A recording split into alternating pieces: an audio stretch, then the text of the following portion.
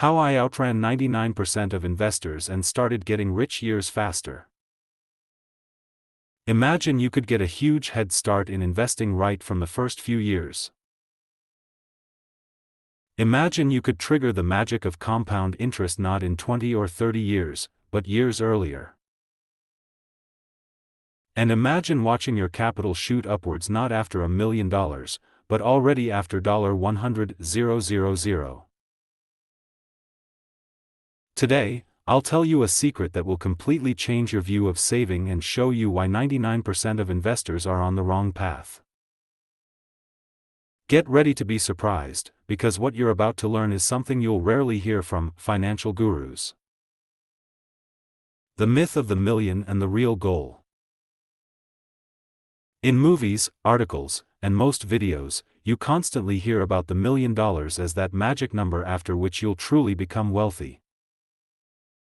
But what if I told you this goal is absolutely unnecessary?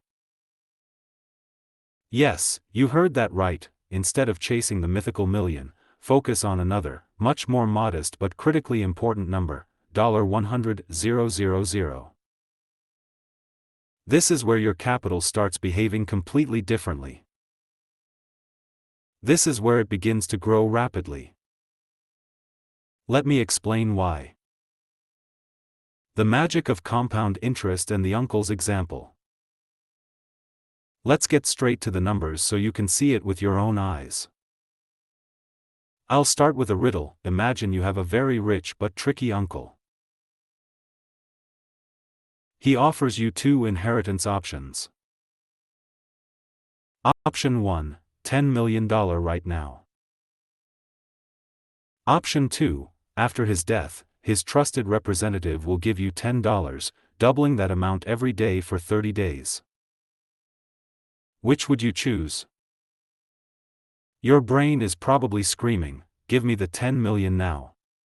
That's the trap. Look at the math. The first days look boring. $10, $20, $40.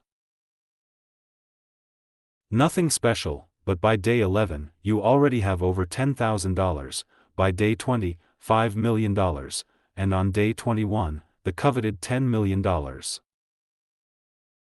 And after that, each day is simply shocking. By day 30, you'd have over $5 billion. The compound interest calculator, slow at first, fast later. Let's take a more practical example. Open any compound interest calculator. Enter, starting capital $0, term 30 years, interest rate 18% per year, with reinvestment, and a monthly contribution of $50,000.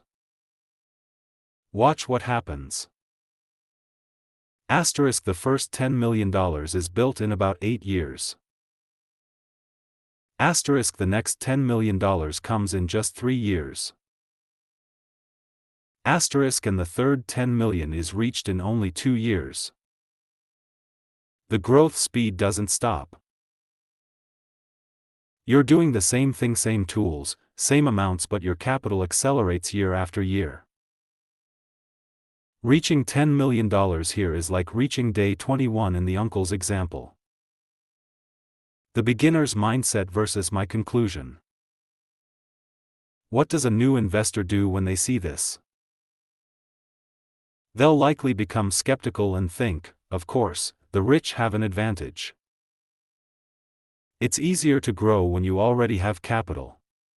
I'll never experience compound interest. The first millions are the hardest to earn. Back in the mid-2000s, when I was playing with Excel, I came to different conclusions. 1. The effect of compound interest is amplified not only by time, but also by the size of the capital. 2. How do you not lose motivation while the numbers grow slowly? 3. How can you get through the initial accumulation phase faster? Critical mass and motivation, the example of my wife and her friend. A fresh example from real life. My wife, who has been investing since 2018, has always saved more than 50% of her income. Her friend, earning more, just couldn't save $1 million.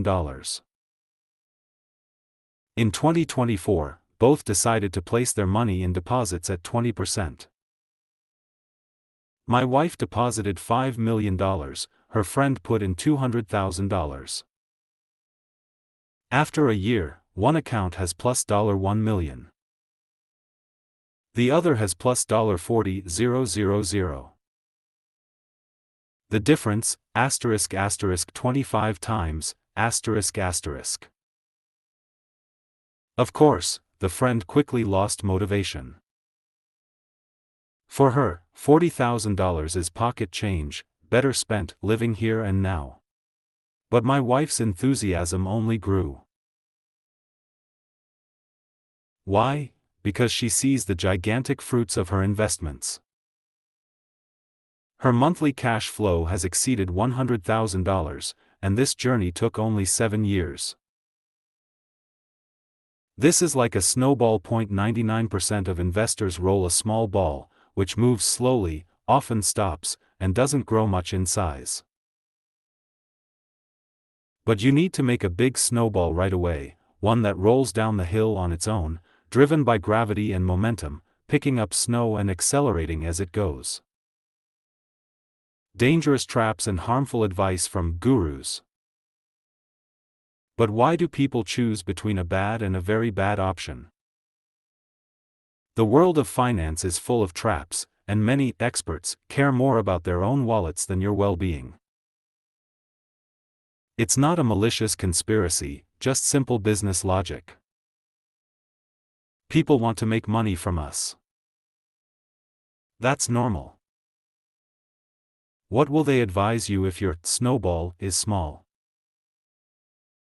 **, let me manage your money.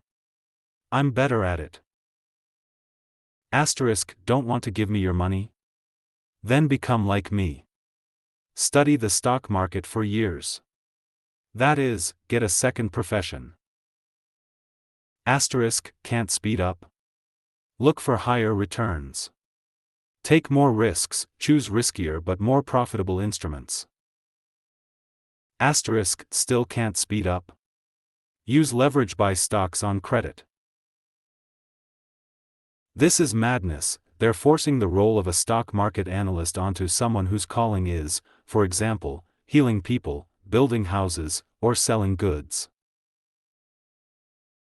This suits far from everyone. As a result, I see many investors with portfolios of $1 to $2 million trying to grow them to $10 million by taking insane risks and completely ignoring growth outside the stock market, career advancement, salary growth, business growth. My unconventional approach: free snow, and the house as my first asset. I had a completely different approach. I didn't look for a steeper hill in the stock market because I understood my snowball might not make it to the bottom. I tried to make a big snowball right away and make sure it wouldn't melt or hit a bump along the way. All my life, I've tried to find free snow I wouldn't have to pay for with money. This approach is boring, it might cause pain, but I simply don't see any other options. Do you know what I did during my first 7 years of investing? The gurus would have laughed at me. I broke every conceivable and inconceivable rule. I became a saver in 2006, opened my first deposit. In 2008, I opened my first brokerage account and even deposited a decent sum for that time. But what happened next? I left the stock market for a long time and kept only small amounts in deposits.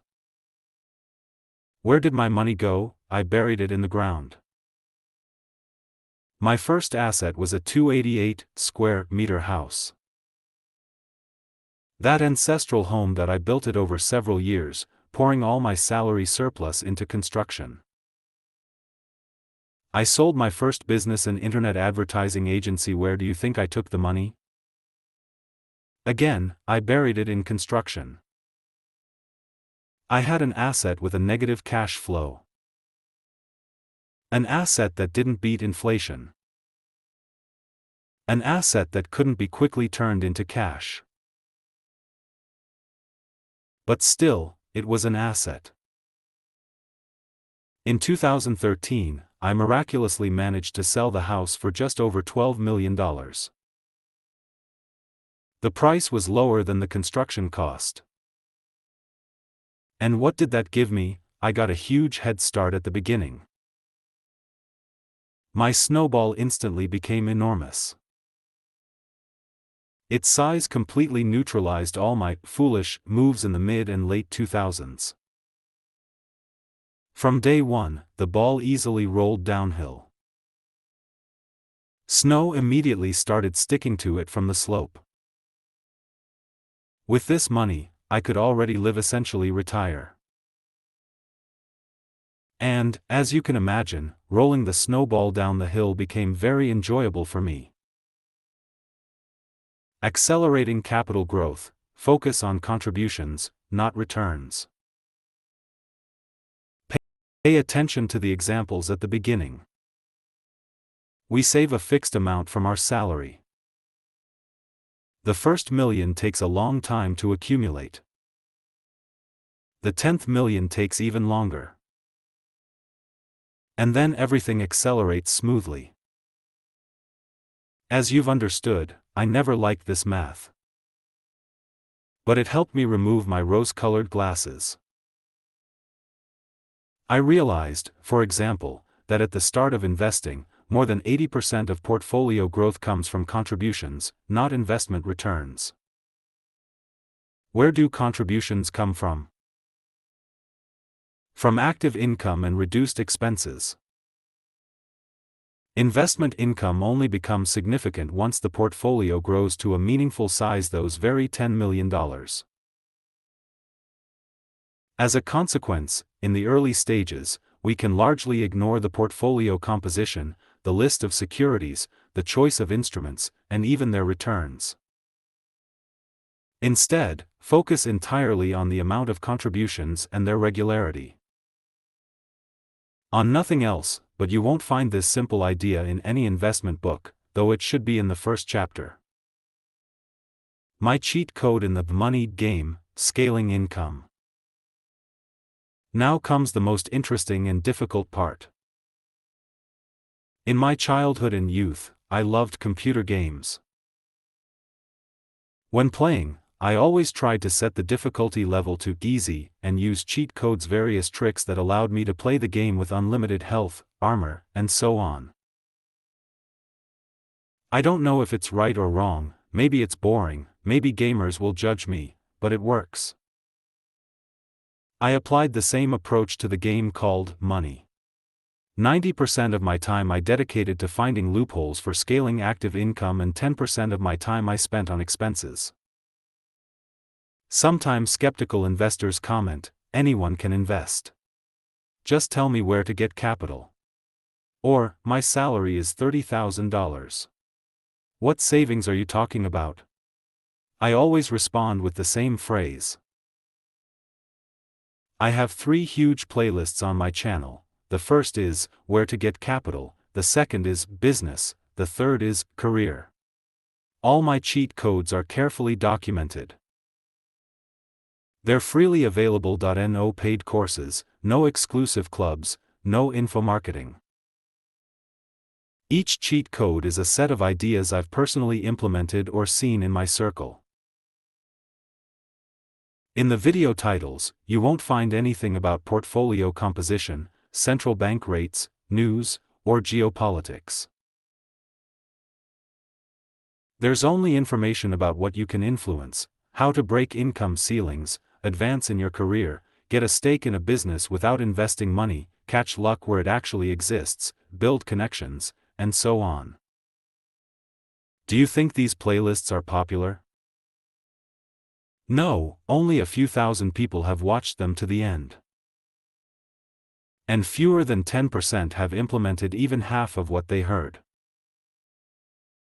The rest are still searching for a magic pill or silver bullet in the stock market. Capital at your feet, using hidden resources. After selling the house, I experienced a powerful surge of motivation and realized the idea of rapid, substantial portfolio funding could and should be developed. I started looking around and discovered that capital was literally lying at my feet. I just needed to bend down and pick it up. How did I reason?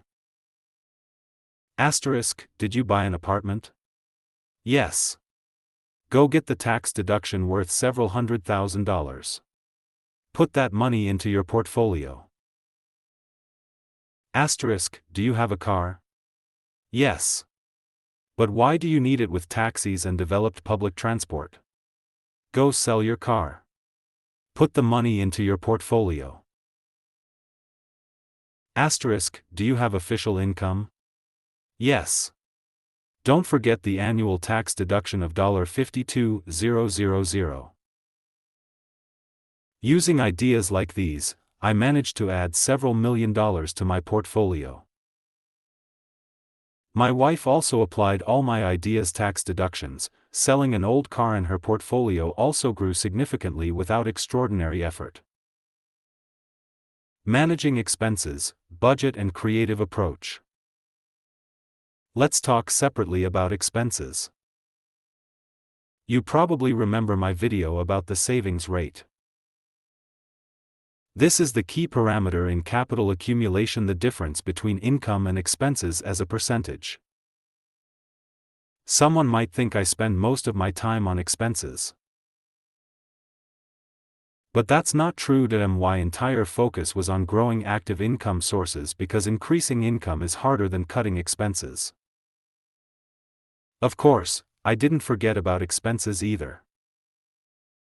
Managing expenses is very easy for me. The first and main tool is, of course, a budget. Without an Excel spreadsheet, you're simply moving blindly. I've kept a budget since 2006, and I still enjoy it. I treat my family's income and expenses like a business. I essentially play the role of CFO. I see problems and potential leaks in advance and fix them. As you understand, this is impossible without numbers. When managing a budget, you can use the well-known Pareto principle. 80% of the budget is consumed by 20% of the expense categories. These categories are usually known in advance: food, housing, transportation, loan payments.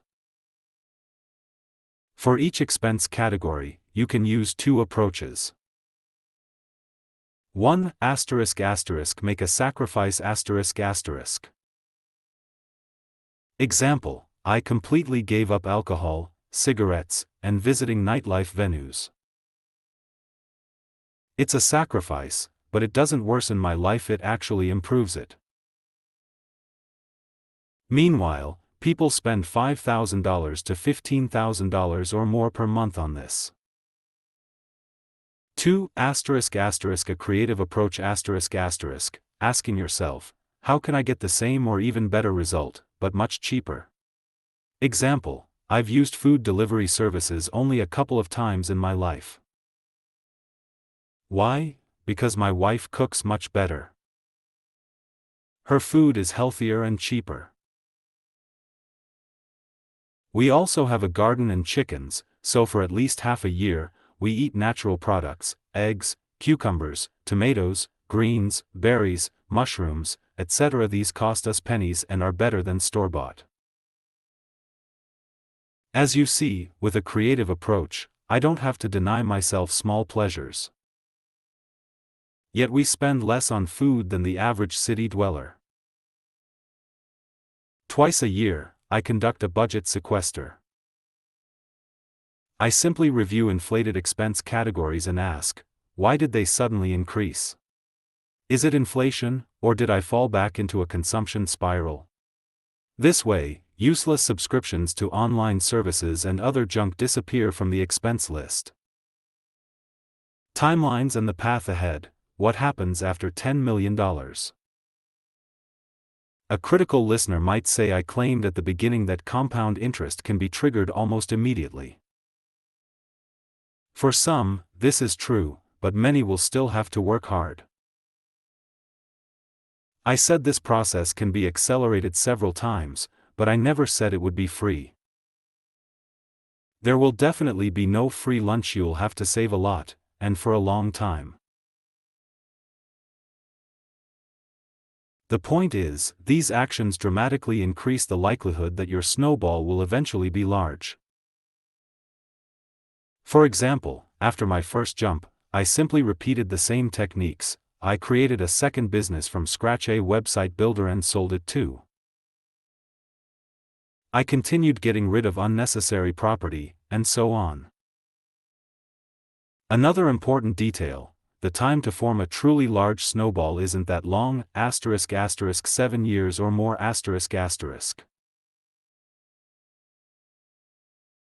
This timeframe is comparable to getting a higher education, which usually takes 5 to 6 years, and many don't even work in their field afterward. It's worth enduring several years to become wealthy in the end. You might also ask, what happens after reaching the coveted $10 million? Let me tell you from my experience. I retired at the end of 2018. At that time, my cash flow was twice my expenses. Now the difference is much greater. My expenses grow linearly, even slower than official inflation. Meanwhile, my cash flow growth is gradually shifting into progression. My savings rate is increasing against my will. And even the idea of spending significantly more as income grows doesn't help. Compound interest still outpaces my desires. Let's summarize. On your journey, there will be 3 important stages. 1. ***, become a saver ***, a very important stage. 2. ***, accumulate your first significant capital ***. By the way, if you like this video, write in the comments. I'll make a separate video about why the first $1 million also determines a lot in an investor's life. 3. ***, accumulate the conditional $10 million. Our primary task is to earn the first significant capital because, as we've seen, the size of the capital is decisive. Capital grows proportionally to its amount. Accumulate capital outside the market, and use the market and other investment tools primarily as a parking spot. And one more important thought, ***, you only need to get rich once. After that, time, scale, and compound interest will do everything for you. That's all I wanted to say today. I invite you to subscribe to my Telegram channel. There's content there that isn't and will never be on YouTube. Find me by searching "Retire at 35" in Telegram. I hope this video was helpful. See you all later.